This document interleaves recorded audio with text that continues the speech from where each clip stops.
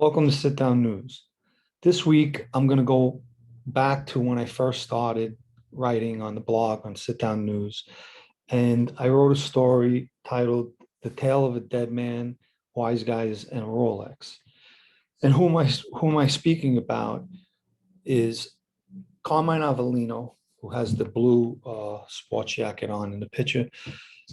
Carmine Avellino was a Caparigine with the Lucchese family. Johnny Sideburns, Cerella, who a lot of people heard me talk about before, is a friend with the Lucchese family.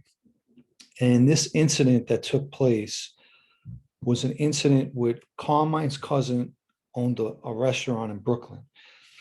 And one night when Johnny Sideburns was there, the cousin was telling John of some trouble that he was having with street guys. I don't know if it was fellow wise guys or knock around guys in the street, but he was having an issue with the restaurant. And John, as a favor and as a friend, because Carmine is a friend of his, stepped in and got in touch with whoever was giving the owner of the restaurant a problem, and he straightened it out and made them back off of the guy. And Carmine's cousin was so happy that and thankful what John did, that he offered him a Rolex watch.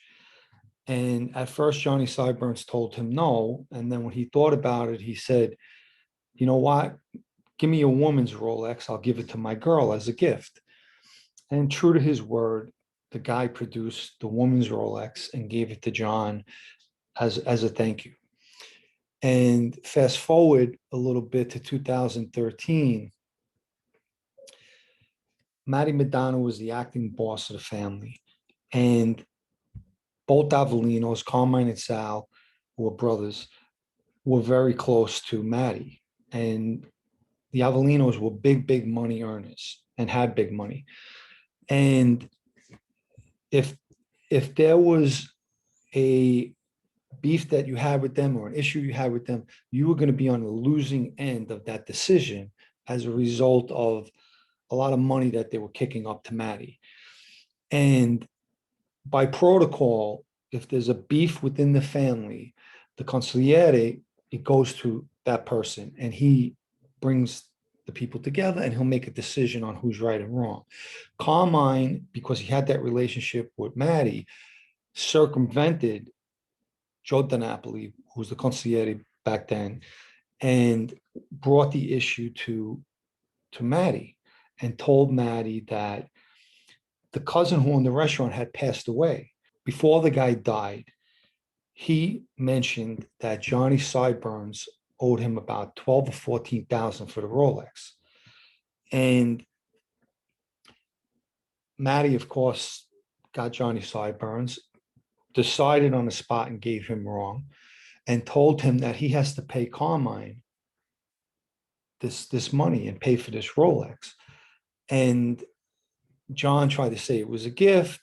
And of course, Carmine said that the dying cousin told him that John was going to pay him for the Rolex, and all these years he never paid him. So Matty made that decision and told, excuse me, Johnny Sideburns that he had to pay. Johnny Sideburns was very close to Joe Caridi, Joe C.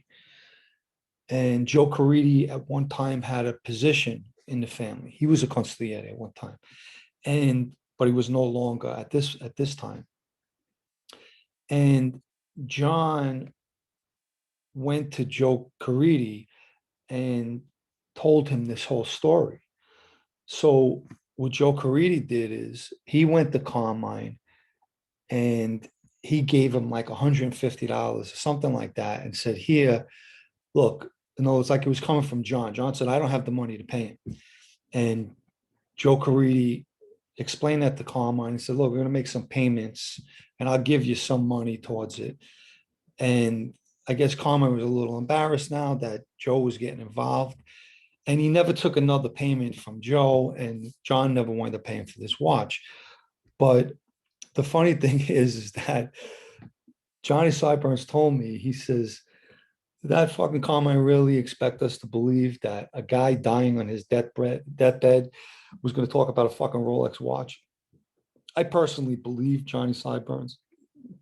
I don't think that he would beat the cousin of not only a friend of a skipper in the family, and he would look to not pay the guy.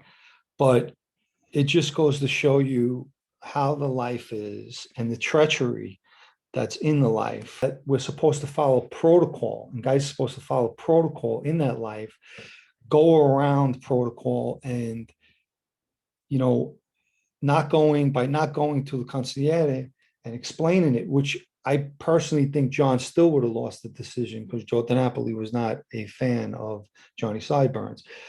But even with that being said, the right thing to do was to go to Joe DiNapoli, bring the issue, as they say, beef to Joe DiNapoli, and let him hear both sides, and he makes a decision. I, like I said, I still think that John would have lost this decision, but he bitched and moaned about this Rolex watch, and that's that's the story. I'm trying to go back and cover some of the earliest stories to catch up to date. I'm in the process of writing the new one. If you have not subscribed to Sit Down News here, this podcast, you could do so below. And other than that, I hope that everybody's enjoying their Tuesday. I enjoyed mine with my younger daughter, as I said. They keep you busy. She's going to be 10 in August. She has the same birthday as myself, and which was always a gift for me. And I'm just doing my duties as a father. So that's about it for now. This was a short one. I'm going to try and finish the new one. We'll do that one, and then I'm going to try and go back. I like to catch up. I like to catch up and have all the blogs that I did on the podcast. Ciao.